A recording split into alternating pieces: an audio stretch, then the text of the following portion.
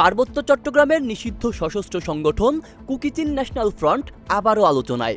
চট্টগ্রামের একটি পোশাক কারখানায় গোপনে তৈরি হচ্ছিল কেএনএফ সদস্যদের জন্য যুদ্ধের ইউনিফর্ম।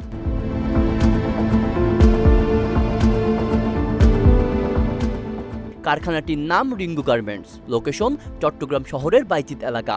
এখান থেকেই উদ্ধার করা হয়েছে 20,000 পিস ইউনিফর্ম, যার বড় একটি অংশ ছিল 300 কমব্যাট ড্রেস। মাত্র 7 দিন আগে এই কারখানা থেকে 3 জনকে গ্রেফতার করা হলেও মূল হোতা হিসেবে পরিচিত মং হাসিং মারমা এখনও অধরা।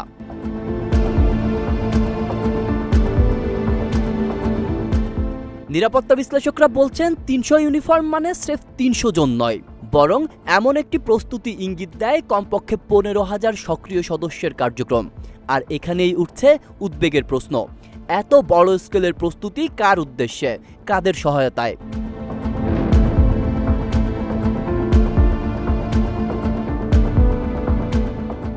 কেএনএফ মূলত পার্বত্য চট্টগ্রামের বান্দরবনের দুর্গম পাহাড়ে সক্রিয়।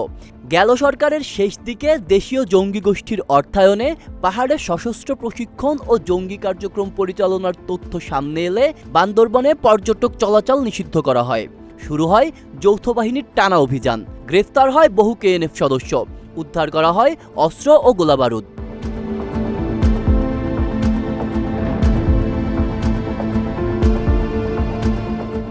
তবে এখানেই শেষ নয়।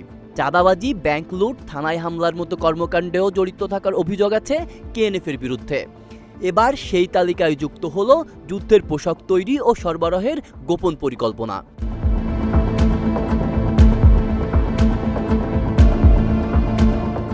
রিঙ্গু গার্মেন্টস এর কর্মকর্তারা দাবি করছেন তারা ছিলেন কেবল তৃতীয় পক্ষ। কে বা কারা এই পোশাক নিচ্ছেন সেটি তারা জানেন না।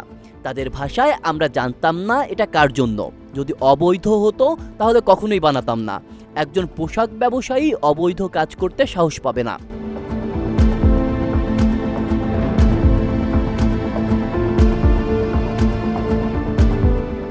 তবে নিরাপত্তা বিশ্লেষকদের মতে এই ইউনিফর্ম সরবরাহের চিত্র ছোট কোনো ডিল নয়, বরং এটি জনসংগঠিত সশস্ত্র প্রস্তুতির দিকেই ইঙ্গিত করছে।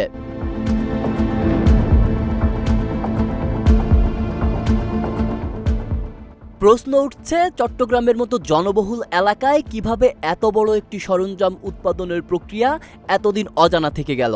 কারা ছিল এতে সহায়তাকারী? এই মাসেই সরবরাহের কথা ছিল এই ইউনিফর্মগুলোর।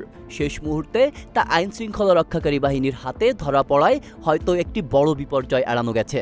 কিন্তু এটা কি কেবল শুরু, নাকি আরও গভীরে লুকিয়ে আছে দেশের অভ্যন্তরীণ ও সীমান্তবর্তী নিরাপত্তার বড় হুমকি?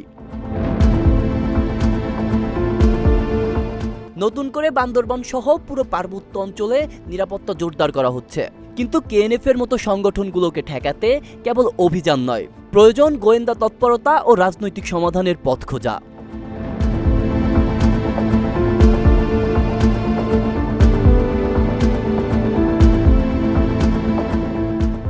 আব্দুল্লাহ রাফসান জনি, ঢাকা প্রকাশ।